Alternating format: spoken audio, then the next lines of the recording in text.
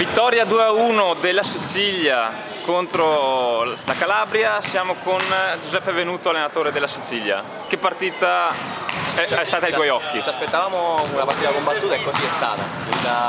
Al terzo set con tutti i parziali molto tirati. Conoscevamo alcuni elementi della Calabria che si sono rivelati abbastanza pericolosi, soprattutto in attacco. Dopo un primo set giocato bene, siamo un po' calati nel secondo parziale.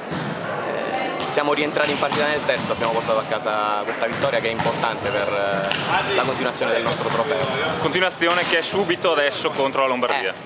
Giochiamo contro uno dei mostri sacri degli ultimi trofei delle regioni.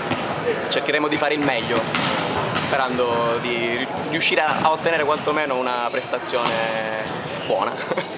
Le ragazze comunque stanno divertendo? Sì, l'esperienza del trofeo è qualcosa che non si dimenticherà.